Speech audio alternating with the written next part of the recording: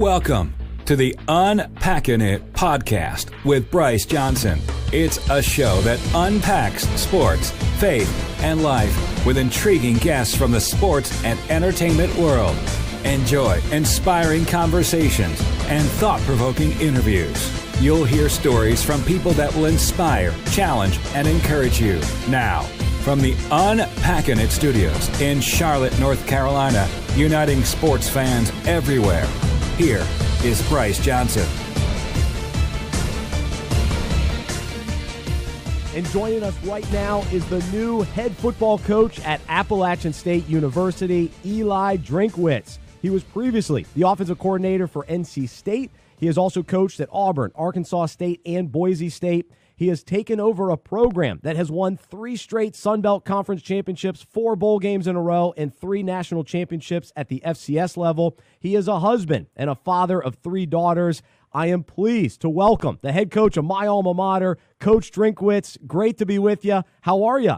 Man, I'm doing great, but that introduction, I didn't know if you're introducing Joe Gibbs or I don't know if there's more pressure on that introduction of that or having to meet the expectations of the football program. What an awesome championship tradition they have here, man. What a great place. No question about it. So let's start right there because I was actually a student during the 3 national championships and experienced, just all the excitement that comes with a school that has such a great program. So for you to take over that kind of program, so you're not necessarily building something from scratch. You're more maintaining and growing what's already there. So what is that kind of perspective like coming into a program like that? Well, so here's my mindset. There was 2 things. One, when you take a job, the conventional wisdom says you want to take a job where they haven't been very good, so anything you do is an improvement. But I really like to challenge myself, and the biggest challenges in life is to take something that's good and make it great. And for me, that's really the goal of Appalachian State. Appalachian State is great long before I got here. They're going to be great long after I leave. My goal is to try to enhance and see how we can make it better. How can we do things better than they've ever been done before? And there's a lot of things still left on the bone. Coach Satterfield, Coach Moore laid a tremendous foundation. Sparky Woods, those guys laid a tremendous foundation, but there's still more to accomplish. And our job is not to maintain. It's to improve and to take a place that's good and go to great. And that's a tremendous challenge because it's been really good. But that's why you chase, that's why coaches are motivated to do these things. You want to have a challenge, and that's what I think for me is the biggest challenge moving forward. I love it. That's very cool. And so, all right, you're coming in from NC State. You've had other stops along the way. And you even started your introductory press conference talking about what makes App State special. And so now that you've been there for a few months, what would you say as far as what really makes App State special compared to where else you've been? The people. It's the people. I think anywhere you go, the people make the place special.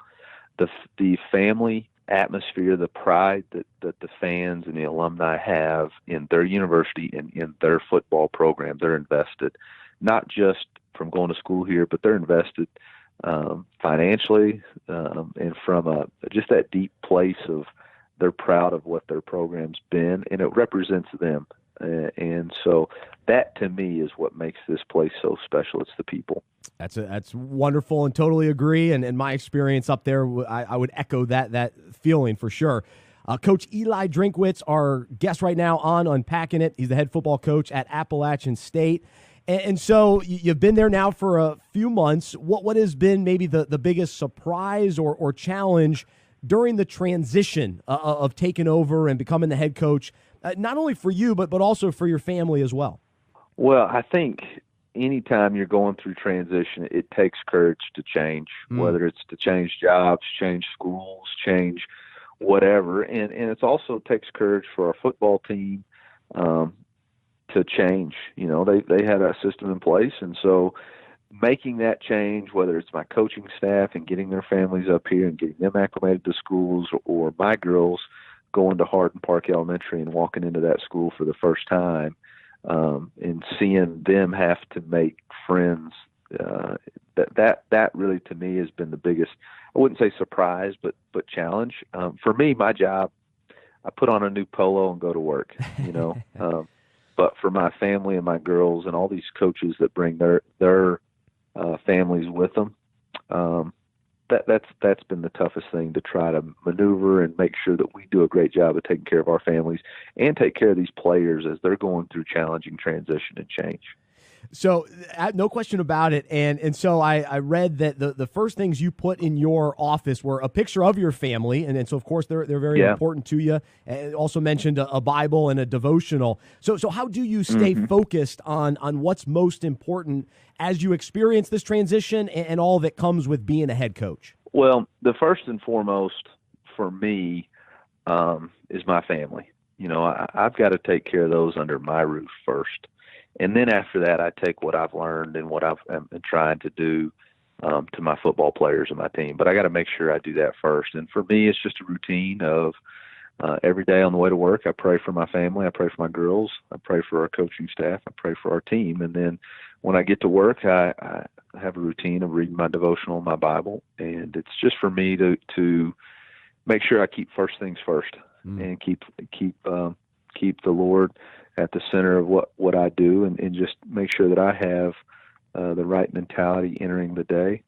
For me, I believe this is a calling. I believe Ephesians 4:1, I urge you, brothers, to live a life worthy of the calling you've received. Basically, when I break that verse down, it's basically saying Paul is coaching the Ephesians. Yeah. And he's telling them, you've been given a great gift, but you have to continue to develop that and work on that. So for me, it's Paul being a coach, being an encourager, and it's a reminder of me that's really what my job, my goal is to inspire, equip, and encourage these young men to be the very best version of themselves that they can be. Ah, so cool. Coach Eliah Drinkwitz, our guest right now, head coach at Appalachian State, and joining us here on Unpacking It. And so along those lines, I also heard you talk about just how you want your players to have a purpose-driven life. And so yeah, when did you realize your own purpose, and what does having a purpose-driven life look like for you personally, and then how does that translate to your players as well? Well, in college, I made a list of all these places that I wanted to go coach, and then I set out goals. Hey, in 5 years I wanted to be this, in 5 years this. And I had a list of 20 high school jobs around Arkansas and in Missouri that I wanted to be the head coach at.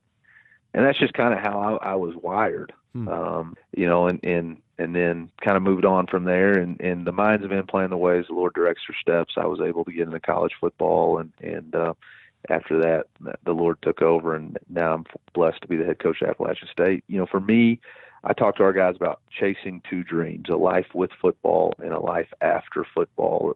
These guys are here to play this great game, and I think it's the greatest game in the world. I think it's so much about life and team and working together and conquering, and it's just a phenomenal game. And while they're here in school, some people are here to be doctors, lawyers, teachers. They're here to play football as long as they possibly can, realizing that at some point the game is going to end. Whether you're Peyton Manning at 40 and a Super Bowl MVP, or whether it's the end of college, the game ends. And we want these guys to be a productive contributor to society. And in order to do that, we believe they need to get an education and to be prepared for that. And so, that for us is what we talk about, a purpose-driven life. You have two purposes: one, to play this game as long as possible, but two, to get a degree and be a productive contributor to society. And then we talk about the attributes of what it means, to be the best version of yourself. And so that's really how we go about it within our program. Yeah. So how do you balance that then? Because of course you're wanting these players to develop on the field and become stronger and faster and all those sort of things. But then how do you practically incorporate just getting them thinking and engaging in what is life like after football, beyond football, and how does that look for you kind of moving forward? Well, for us, it's talking about the characteristics that translate from on the football field that make you the very best player you can be, that also being the very best person that you can be. We talk about, for us, pride. For us, there's two types of pride. There's for us, an acronym: personal responsibility and daily excellence. And then there's the negative, which is inflated, disease of me, entitled. And for us, if you have a personal responsibility and daily excellence, those are attributes to waking up every day and doing the very best you can be, to building trust and respect with everyone you come in contact with. It's always competing to do it better than it's done before. It's following this principle of doing more than what's expected. And that's a principle based off of the Rebecca principle, when Isaac was choosing his wife Rebecca, and how they figured that out, or how the Lord told Isaac to get Isaac's wife in order to find Isaac's wife. Anyway, there's a lot of different principles that we're teaching them, we're showing them, that apply in football, but also apply in life. And for us, that's the best way to incorporate a purpose-driven life. And then there's things that we specifically talk about, that we have people come in and talk about to help them along their way outside of just football. But the best way for us, our coaching staff, myself, is to take the principles that we were taught in football and apply them to life. So strong. Coach Eliah Drinkwitz with us right now on Unpacking It. He's the head football coach at Appalachian State University. Throughout your career, you've been an assistant coach, and you've worked your way up as a coordinator, and you even spent time on the high school level. So to now get to this point as a head coach in college football, a goal that you set out to achieve, along the way, like, what was that process like for you figuring out the kind of head coach you wanted to be? Like did you write things down? How did you put together the kind of the philosophy and the way that you wanted to come across as a head coach? And now that you're here, how does that kind of come about and come to fruition for you? Well, I tell you what, that's the interesting dynamic, because obviously there's things that we all want to do, and I've taken notes. My iPhone's full of notes, just of things that I liked and didn't like, or things that I thought, boy, that's a good idea. I like how we approach this. I like this mindset, this mantra.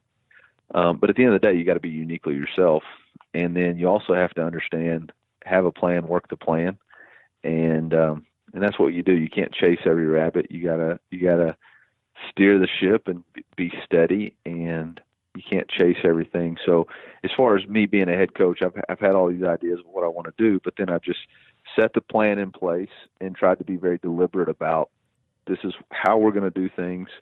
I had a plan when I hired the staff, and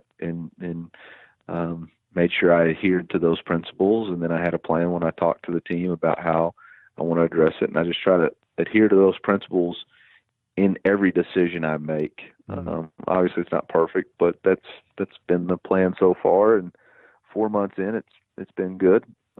Obviously a lot of this, we haven't played or won a game yet, but I firmly believe the culture, if you establish a culture, it'll be reflective in the winning. That's right. And so the most important thing is to get the what we want to do on a day-to-day basis right, and then the outcome will reflect the process.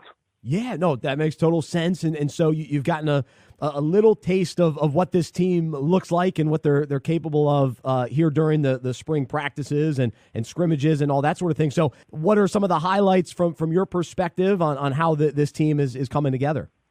Well, it was all so new and all so quick, and we're all trying to learn each other. You got a staff that's trying to learn how to work with each other. You got players trying to learn schemes.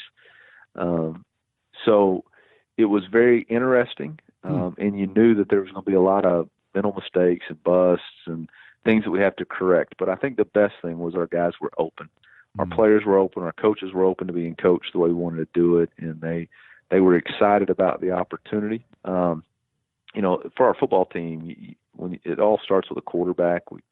Our quarterback, Zach Thomas, is a returning starter from Hewitt-Trussville, Alabama. He's got a lot of ability, and he's got a great heart and a great mind. And I'm excited to work with him. We've got really talented running backs. Jarrington Evans was the bowl game MVP. Cam Peebles was a redshirt freshman that played in the bowl game and rushed for like over 100 yards. And so there's some really good, talented players at those positions. Defensively, we got our two safeties back, Josh Thomas and Des Franklin. Both are really very solid football players. Outside linebackers, Noel Cook and Akeem Davis, very long, athletic, durable players. And our defensive line is very deep and very physical and very quick. And so we've got the right pieces. It's just a matter of how quick we can get everybody up to speed, all on the same page, playing together and playing for each other. That's the key. Coach Eliah Drinkwitz with us right now on Unpacking It, head football coach at Appalachian State, and they're coming off just an incredible season. And Zach Thomas is the real deal at quarterback. I saw his debut. I was at that Penn State game, and he blew me away and had a great season. And so excited to see him continue to develop as a quarterback, especially under your system and the new system you're implementing. And Coach, love talking football, and just kind of want to go a little bit more in depth into your faith journey a little bit. And I'm just curious, what have been some of the key moments in your life that either God has really revealed himself to you, or your faith has really grown significantly, either during tough seasons or just specific seasons of your life that you look back and go, wow, that was an important part of the journey because I really grew and God changed me during that time? I think there's really two key times for me. I think the first one was in 2010 when Coach Malzahn and Coach Chiswick extended an offer to me to come be a quality control assistant at Auburn. At that time, my wife and I were both teachers making good money. Our daughter was 2 months old, and we had an opportunity to go chase a dream, but we didn't have. There wasn't the finances. It was a $15,000 a year job, no benefits. We were going to need to sell a house at the peak of the bubble where the housing market had crashed in Springdale, Arkansas, and we were going to need to move into an apartment. And you just have, and you got a 2-month-old daughter, and you can stay and play it safe, or you can step out and try to, see what happens. And we did. We and I'll be honest, as the head of the household, as the man, I was thinking, well, this is crazy. My wife really was the one that gave me the courage and said, no, we need to chase this dream and see what happens. And there was actually a song out at the time called Walk on Water by Britt Nicole. And I remember hearing that song several times as I was making this decision. And we did it and chased the dream, and turned out great. In 2010, we won the national championship undefeated. I thought college football was easy. And then in 2011, had another tremendous season, and Coach Malzahn got the Arkansas State job, and I got hired to be, on the field special teams coordinator, running backs coach, until things were going good. And then Coach gets the job at Auburn, and it's one of these deals where you're in limbo. I actually had 3 different situations. I had a job offer to go to Auburn, and then my alma mater had called and offered me as a high school job, the head high school job where I was from, and it was a lot of money. Or I could wait, because at that point I didn't have a job at Arkansas State with the new head football coach Brian Harsin.